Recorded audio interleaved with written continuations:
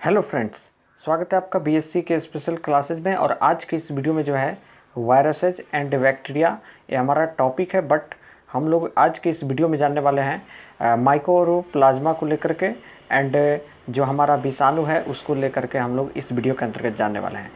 तो आइए फटाफट बिना लेट किए हुए हम लोग सबसे पहले माइक्रोप्लाज्मा का इंट्रोडक्शन ले लेते हैं। उसके बाद हम लोग विषाणु जो वायरस होते हैं उनका जो भी सामान्य परिचय है उसको हम लोग जानेंगे। एंड जो हमारा विषाणु है उसका जो भी हमारा विषाणु का कैरेक्टर्स है उसको जानने के बाद विषाणु का स्ट्रक्चर भी हमें देखना है। ठीक है, तो चलिए हम लोग बिना लेट के अब वीडियो को शुरू करते हैं। तो सबसे पहले आप लोग यहाँ पर देख सकते हैं उद्देश्य से लिखा गया है और ऊपर जो लिखा गया है अध्याय में सम्मिलित। तो इसमें हम लोग को जो पढ़ना रहता है माइक्रोप्लाज्मा, विषाणु और बैक्टीरिया के बारे में एंड साइनोबैक्टीरिया के बारे में, इन सारे बैक्टीरिया के आर्थिक महत्व, इन सभी चीज़ों के बारे में पढ़ने रहते हैं। ठीक है, तो आइए हम लोग सबसे पहले उद्देश्य जानते हैं। तो जो हमारा माइक्रोप्लाज्मा है इसके बारे में पढ़ना है हम लोग को। तो इसमें लिखा गया है कि इस इकाई अध्याय से आपको माइक्रोप्लाज्मा एवं विषाणु जो अति सूक्ष्म जीव हैं के बारे में ज्ञात होगी। दोनों एक सरल जो है संरचना के जीव हैं। इस अध्याय द्वारा आप इन दोनों जीवों की प्राप्ति, स्थान एवं संरचना के विस्तृत जानकारी होगी। साथ ही आपको इनकी संरचना की भिन्नताओं तथा किस प्रकार गुणन या जनन करते हैं के बारे में ज्ञान होगा। इन सरल सूक्ष्म जीवों के लिए का हमारे लिए क्या महत्व है, इनके हानिकारक एवं लाभदायक महत्व क्या है, बोध होगा। इससे आपको साइनो बीजाणु या नीलहरित शैवाल जो एक प्रकार के प्रोकैरियोटिक जीव हैं के बारे में ज्ञात होगा। ठीक है, मतलब हम लोग को जो पढ़ना है बैक्टीरिया के बारे में, वायरसेज के बारे में, बैक्टीरियोफाज के बारे में, जो साइनो बैक्टीरियल सेल है उसके बारे में, ब्लू ग्रीन एल्गे जो हैं एक प्रकार के प्रोकैरियोटिक जीव हैं उनके बारे में, इन सभी चीज़ों के बारे में जो हम लोग को पढ़ना है उसका संपूर्ण ज्ञान होगा। ये उद्देश्य में बता रहा है जो कि हम लोग को क्रिप्टोगैम्स में पढ़ना है। एंड हमारा जो वायरस है, बैक्टीरिया है, इस सब के बारे में पढ़ना है। तो आइए नीचे देखते हैं और क्या लिखा गया है। ये सूक्ष्म जीवी जो है विभिन्न प्रकार के आवासों में पाए जाते हैं।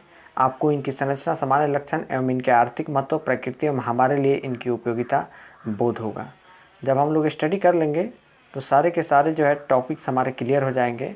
जो वायरस को लेकर के हैं, बैक्टीरिया को लेकर के हैं, एल्गे को लेकर के हैं, सारे के सारे टॉपिक क्लियर हो जाएंगे। तो आइए देखते हैं हम लोग माइक्रोप्लाज्मा। तो माइक्रोप्लाज्मा जो होता है एक बहुआकृतिक वाला सूक्ष्म जीव माइक्रोब है। लुईस पास्चर ने सर्वप्रथम पशुओं के प्लूरोनिमोनिया का कारक जो है माइक्रोप्लाज्मा बताया, लेकिन इनकी खोज का श्रेय नॉकार्ड एवं रॉक्स को जाता है। इन्होंने जीव के संवर्धन माध्यम में विमुक्त आइसोलेट किया माइक्रोप्लाज्मा माइकोइडिस। ठीक है, माइकोप्लाज्मा माइकोइडिस जो प्लूरोनिमोनिया रोग फैलाता है, इसलिए से प्लूरोनिमोनिया के सदस्य जीवन प्लूरोनिमोनिया लाइक ऑर्गेनिज्म या पीपीएलओ भी कहते हैं। ये जीव जो होते हैं बहुआकृति के प्लेमोमॉर्फिक होते हैं, मनुष्यों, जानवरों, पक्षियों के विभिन्न रोगों के कारक हैं।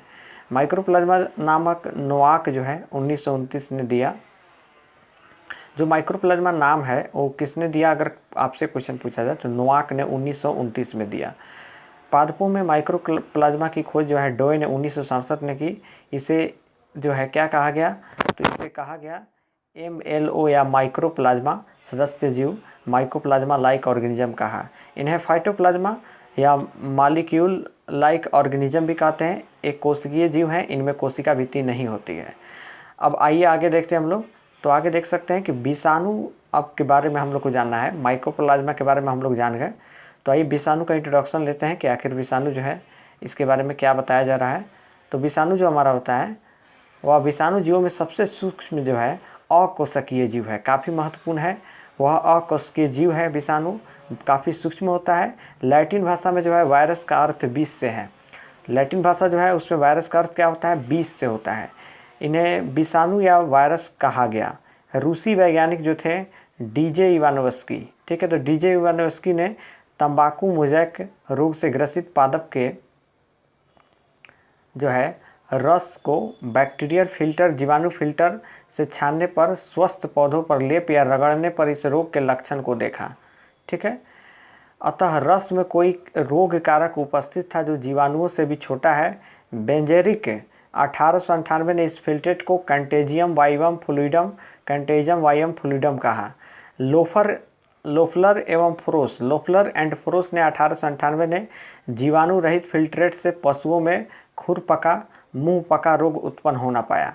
ये विषाणु जो होते हैं पादप प्लांट वायरसेज एवं जंतुओं एनिमल वायरसेज में प्रायः पाए जाते हैं। इनके अलावा डी हैरिल, ठीक है, तो डी हैरिल जो है इन्होंने 1917 ने जीवाणुभोजी बैक्टीरियोफाज का वर्णन किया। एम सेलेंजर 1933 ने WLL जीवाणुभोजी को विमुक्त आइसोलेट किया। जो विषाणु हमारा होता है, तो विषाणु के रासायनिक संगठन का श्रेय जो है स्टेनले 1935 को जाता है। किसको जाता है? तो विषाणु के रासायनिक संगठन का श्रेय स्टेनले 1935 को जाता है। इन्होंने जो है टोबैको मोज़ेक वायरस, इसके बारे में भी कंप्लीट स्टडी करना है। इसके स्ट्रक्चर को लेकर के, इसके सारे फंक्शन को लेकर के कंप्लीट हमारी स्टडी होगी टोबैको मोज़ेक वायरस की, ठीक है। तो इन्होंने टोबैको मोज़ेक वायरस के प्रोटीन की क्रिस्टलीकरण किया। स्टेनले को इस कार्य के लिए 1946 में नोबेल पुरस्कार मिला। बार्डेन एंड पियरी जो है 1938 ने विषाणु में RNA राइबोन्यूक्लिक अम्ल की उपस्थिति बताया। ये विषाणु अविकल्पी परजीवी ऑब्लिगेट पैरासाइट होते हैं तथा केवल सजीव कोशिका में ही जीवन यापन करते हैं। विषाणु विज्ञान को वायरोलॉजी एवं इसके वैज्ञानिकों को जो है वायरोलॉजिस्ट कहते हैं। काफ़ी इंपॉर्टेंट बात बताया गया है। अगर आप विषाणु विज्ञान जो होता है उसको वायरोलॉजी कहते हैं, जो इसके वैज्ञानिक होते हैं उसको वायरोलॉजिस्ट कहा जाता है, ठीक है।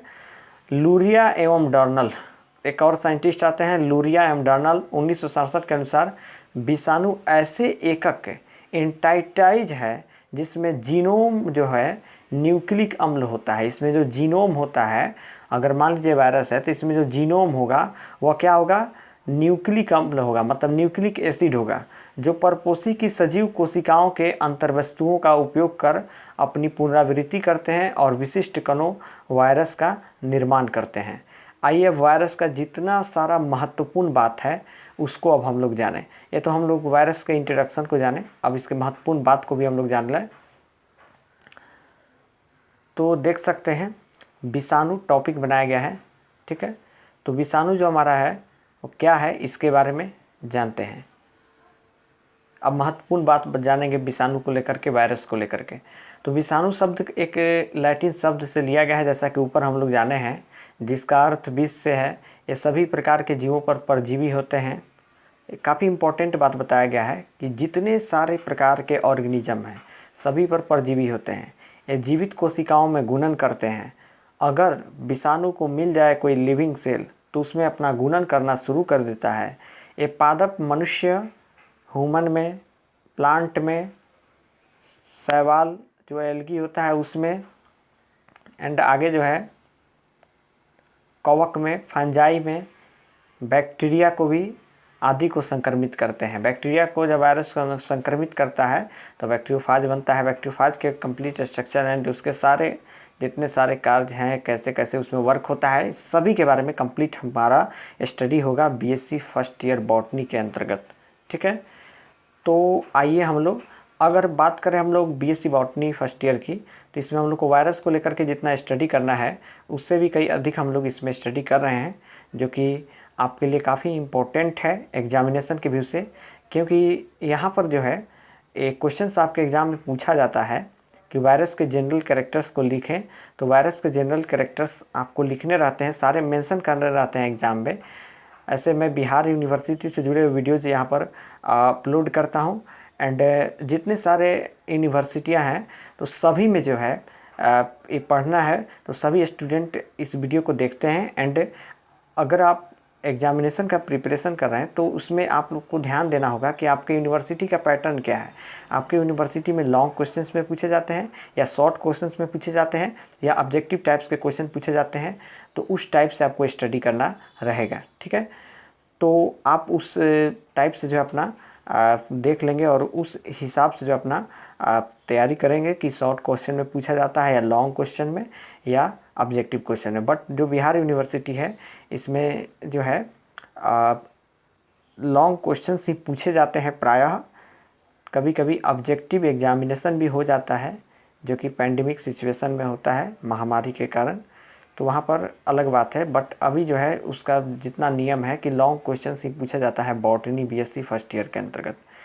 तो जो हम लोगों ने जान लिया कि वायरस जो होते हैं कवक को, जीवाणु आदि को संक्रमित करते हैं। विषाणु का जो अध्ययन है वायरोलॉजी में किया जाता है। अध्ययन करने वाले जो होते हैं उनको विषाणु विज्ञानविद वायरोलॉजिस्ट कहलाते हैं। जो विषाणु का अध्ययन करते हैं, अध्ययन विज्ञान जो होता है वह वायरोलॉजी होता है। और जो लोग विषाणु का साइंटिस्ट लोग होता है उसको वायरोलॉजिस्ट कहलाते हैं। आइए अब सामान्य गुण को जाने हम लोग वायरस के।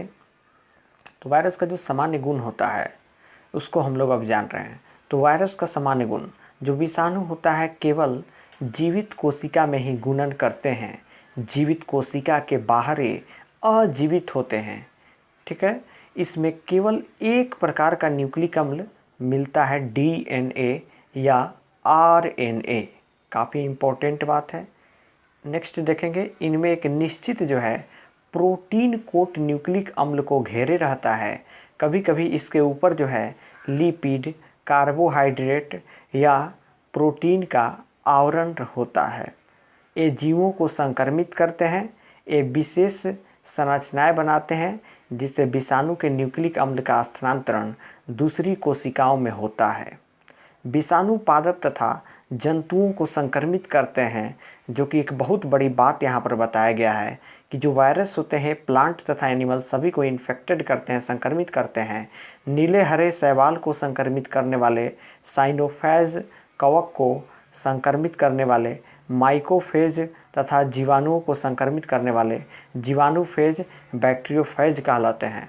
अगर हमारा नीले हरे शैवाल जो होते हैं साइनोफाइसी, उसको अगर संक्रमित कर देता है वायरस तो उसको साइनोफेज कहा जाता है। कवक को अगर संक्रमित कर देता है तो माइकोफेज कहा जाता है।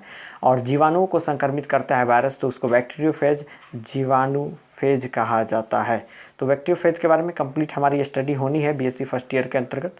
इस चैनल पर आपको वीडियोज़ मिलेंगे, प्लेलिस्ट में चेक करें। अभी अपलोड हुआ होगा तो मिल जाएगा, बट अपलोड नहीं हुआ होगा तभी नई वीडियोज़ आपको मिलेंगे। ठीक है, मैं जब चैनल यहाँ पर जो मैं बता रहा हूँ कि अब विषाणु की लंबाई को बता रहा हूँ। तो विषाणु की जो लंबाई होती है वह 20 से लेकर के 14,000, इकाई, दहाई, सैकड़ा, हज़ार, 10,000, 20,000 से 14,000 mm तक हो सकती है। अब आइए विषाणु के जैविक लक्षण को हम लोग जानते हैं। Living properties of virus. तो सबसे पहले यहाँ पर महत्वपूर्ण बात बताया गया है कि विषाणु के जैविक लक्षण मतलब लिविंग प्रॉपर्टीज ऑफ वायरस और विषाणु के अजैविक लक्षण non living characters of virus. आप सभी लोग पहले से ही जानते हैं और पढ़ते आ रहे हैं कि जो हमारा विषाणु है यह लिविंग और नॉन लिविंग के बीच का कनेक्टिव लिंक है, योजक कड़ी है। तो हमारा योजक कड़ी है, कनेक्टिव लिंक है। क्यों लिंक है कनेक्टिव लिंक, योजक कड़ी? क्योंकि जब एनिमल के सेल के बाहर रहता है या कोई भी ऑर्गेनिज्म के, चाहे वो प्लांट हो एनिमल हो, उसके सेल के जब बाहर रहता है तो वह नॉन लिविंग जैसा बिहेव करता है। लेकिन जैसे ही सेल के अंदर प्रवेश करता है तो वह लिविंग जैसा बिहेव करने लगता है, इसलिए इसको कनेक्टिव लिंक कहा जाता है। ठीक है, तो आइए लिविंग प्रॉपर्टीज वायरस का हम लोग जानते हैं। तो जो हमारा वायरस होता है इसका लिविंग प्रॉपर्टीज को हम लोग जान रहे हैं। तो विषाणु का परपोषी की जीवित कोशिका में गुणन। विषाणु जो होता है वो जब परपोषी जीवित कोशिका में जाता है तो गुणन करता है, ये लिविंग प्रॉपर्टीज हो गया। विषाणु की म्यूटेंट फॉर्म मिलती है, म्यूटेशन जीव का लक्षण है। ठीक है, विषाणु जो है ताप, रेडिएशन आदि के प्रति संवेदनशील है। इनमें जो है परपोषी विशिष्टता मिलती है, इसमें डीएनए या आरएनए मिलता है। ये अविकल्पी परजीवी है। ये रोगी पादप से स्वस्थ पादप में स्थानांतरित किए जा सकते हैं। बहुत बड़ी बात लिखा गया है। जब एक रोगी पादप हो जाएगा तो 1 से 2, 2 से 3 बड़ा जल्दी इसका संक्रमण फैलेगा वायरस का। सारे प्लांट जो है इन्फेक्टेड हो जाएंगे और एनिमल भी इन्फेक्टेड हो जाएंगे। अगर एक कोई वायरस आता है उसका प्रॉपर अगर ट्रीटमेंट नहीं है, जैसा कि अभी कोरोना वायरस की चर्चा हो रही है पूरे विश्व में और तरह तरह में के इसमें म्यूटेशन शो कर रहा है और आज पूरा विश्व परेशान है, तो इसमें जो है अगर जो है ख़तरनाक है, डेंजर है कोरोना वायरस। तो वायरस अगर है तो अगर कोई इन्फेक्टेड पर्सन रहेगा तो अगर हेल्दी पर्सन है उसको भी जो है संक्रमित कर देगा और बड़ा तेज़ी से संक्रमित करेगा। ये धीमे गति से संक्रमित नहीं करता है। वायरस बड़ा तेज़ी से जो है एक से दूसरे जो है रोगी पादप से स्वस्थ पादप में स्थानांतरित किए जा सकते हैं। ठीक है, तो आइए अब विषाणु के अजैविक लक्षण को नॉन लिविंग कैरेक्टर्स को जानते हैं। तो इनका क्रिस्टलीकरण किया जा सकता है, इनको जो है आराम से क्रिस्टलीकरण किया जा सकता है। इनमें श्वसन नहीं होता है, बहुत बड़ी बात बताया है कि जो नॉन लिविंग होते हैं तो श्वसन नहीं करते हैं। तो उसी प्रकार वायरस जो होता है इनमें श्वसन नहीं होता है, इनमें कोशिका भित्ति तथा कोशिकांगों का अभाव होता है। अब इसको कहे भी तो कैसे सजीव कहें, क्योंकि इसमें जो है कोशिकांगों का अभाव होता है, किसी सेल ऑर्गेनल्स जो है उसका अभाव देखा जाता है। इसमें कोशिका भित्ति भी सेल वाल का भी अभाव देखा जाता है। ठीक है, ये जीवित कोशिका के बाहर अजैविक होते हैं। अगर जीवित कोशिका नहीं मिला है वायरस को तो बाहर जो है अजैविक होता है, नॉन लिविंग कैरेक्टर को शो करता है, जो कि एक बहुत बड़ी बात बताया गया है विषाणु के अजैविक लक्षण नॉन लिविंग कैरेक्टर्स को लेकर के। ठीक है, नेक्स्ट देखेंगे। अब हम लोग को स्टडी जो करना है वह है विषाणुओं की संरचना। सारे जनरल कैरेक्टर्स विषाणु के जानने के बाद अब फाइनली जो है हम लोग विषाणु के संरचना को देखेंगे और उसका जो भी साइज होता है एंड उसका विषाणु का जो है हमारा डिफरेंट टाइप्स के विषाणु के अमाप जो है अलग अलग होते हैं, इन सभी के बारे में हम लोग जानेंगे। नेक्स्ट जो है हम लोग कुछ आकार भी देखेंगे, साइज और शेप। ठीक है, तो शेप भी देखेंगे कुछ विषाणुओं का और फाइनली जो है हमारा ये टॉपिक समाप्त होगा, जो कि विषाणु को लेकर के इसके जो संरचना है ये वाला टॉपिक। ठीक है, और आज के वीडियो में बस इतना ही हम लोग स्टडी करेंगे विषाणु की संरचना, और अगले वीडियो में जो हम लोग इसके आगे जो भी इसके स्टडी करने हैं उस टॉपिक को हम लोग स्टडी करेंगे। तो आइए हम लोग विषाणु की संरचना को फटाफट देख लेते हैं, क्योंकि वीडियो जो है हमारा वह 17 मिनट से अधिक हो गया है, वीडियो लंबा हो रहा है, इसलिए फटाफट विषाणु की संरचना को हम लोग स्टडी कर लेते हैं। जो विषाणु की संरचना है, स्ट्रक्चर ऑफ वायरसेज, काफ़ी इंपॉर्टेंट टॉपिक है, काफ़ी लोगों को परेशानी भी होता है इसको समझने में, तो आप लोग भी ध्यान से देखेंगे। सारे जो है यहाँ पर क्लियर करने का मैं प्रयास कर रहा हूँ, और एक भी जो है आपको टॉपिक्स में डिफ़िकल्ट नहीं रहे और सारे टॉपिक क्लियर हो जाए, इसका मैं पूरा प्रयास कर रहा हूँ। ठीक है, तो आइए अमाप साइज को देखते हैं। तो जो वायरसेज होते हैं इनके साइज को देखते हैं। तो विषाणु का जो है अध्ययन साधारण संयुक्त सूक्ष्मदर्शी द्वारा नहीं किया जा सकता, परंतु इलेक्ट्रॉन सूक्ष्मदर्शी द्वारा इनको कई सौ गुना आवर्धन मैग्नीफिकेशन करने पर उनके आकार तथा अमाप में अत्यंत विविधताएं दिखाई देती है। सूक्ष्मतम विषाणुओं का अमाप लगभग 10 MU मिली माइक्रोन, ठीक है, 10 MU होती है। सामान्यतः पादप विषाणु जंतु विषाणु से छोटे होते हैं। जो प्लांट के विषाणु होते हैं वह जंतु जो विषाणु होता है उससे क्या होता है, छोटा होता है। जैसे आप लोग फिगर देख सकते हैं, तो इसमें बताया गया है बैक्टीरियल वायरस को लेकर के, तो यहाँ पर देख सकते हैं इसका साइज भी दिया गया है 200 angstrom bacterial virus. Polio virus जो होता है 300 एंगस्ट्रॉम।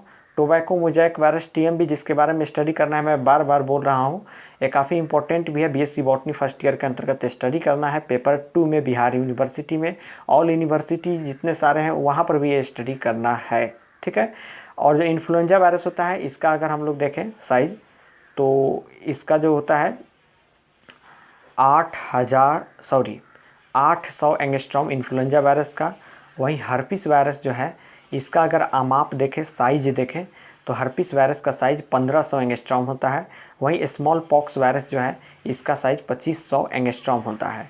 तो चित्र में बताया गया है आकार, शेप एवं अमाप साइज में विविधता जो है इस चित्र के माध्यम से आप लोग समझ सकते हैं।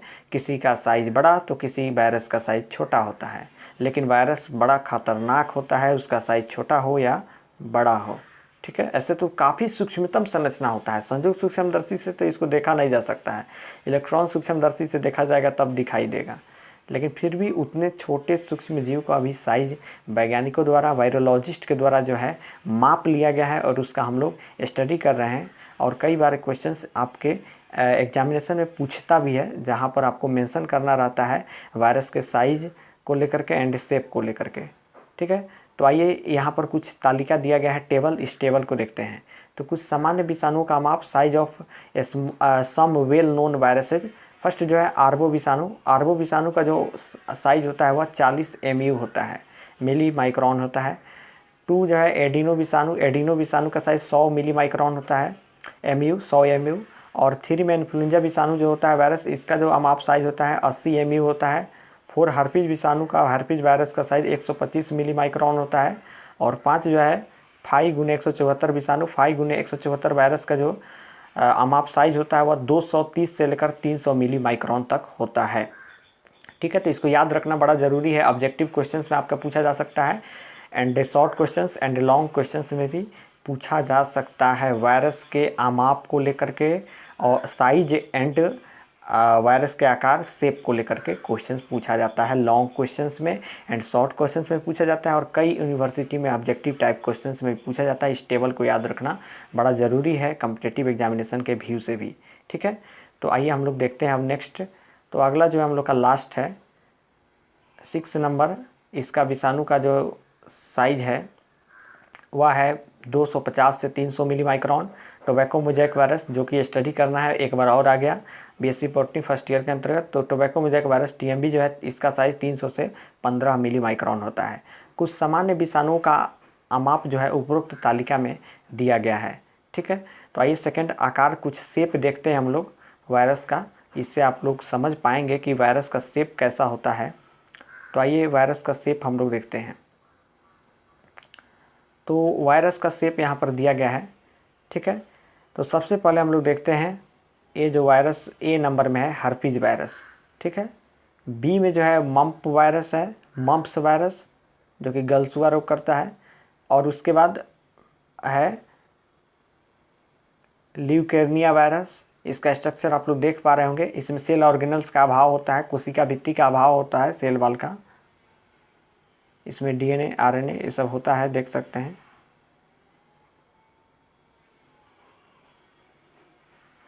कुछ प्रमुख विषाणु की संरचना दिया गया है। इसमें RNA कोर दर्शाया गया है, outer coat of protein and fat, spine जो कांटे की तरह संरचना दिख रही है बट कांटा है नहीं, कैप्सोमियर ये वाला संरचना है, एंड जो है नीचे मैक्सो वायरस है, ये वैक्सीनिया वायरस है। ठीक है, चित्र विषाणु वायरस कुछ प्रमुख विषाणु की संरचना। नीचे जो है इन्फ्लुएंजा वायरस की संरचना दर्शाया गया है। इसमें राइबो न्यूक्लियर प्रोटीन है, मेम्ब्रेन लाइक लेयर है, एंड इसमें जो है हेमाग्लूटिनिस है, हेमोग्लूटिनिस, लिपिड्स है, और न्यूरामिनिडेज है।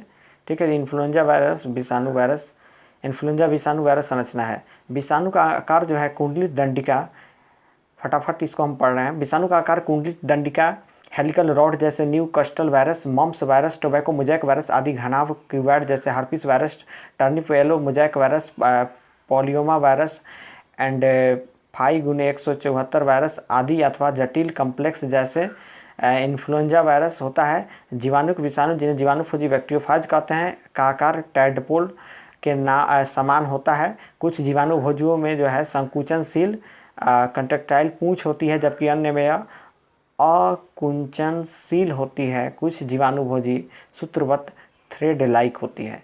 अगर आप इस चैनल पर नए हैं, आप BSc बॉटनी या जियोलॉजी कर रहे हैं, तो आप इस चैनल को सब्सक्राइब कर लीजिए, बेल आइकन को भी प्रेस कर लीजिए, ताकि जब नए वीडियो जब अपलोड हो तो सबसे पहले नोटिफिकेशन आप ही के पास पहुंचे। एंड अगर आपको वीडियो अच्छा लगा है तो वीडियो को लाइक करिए और कमेंट करके बताइए कि आपको वीडियो कैसा लगा है, एंड नेक्स्ट किस टॉपिक्स पर आपको वीडियोज़ चाहिए, और कौन सा टॉपिक्स आपको इसमें किसी भी प्रकार का प्रॉब्लम हुआ है, कोई समस्या है, तो कमेंट बॉक्स में कमेंट करके आप लोग पूछ भी सकते हैं। ठीक है, कमेंट ज़रूर कीजिए, कमेंट करने से पता चलता है कि आप लोग कितने सीरियस हैं।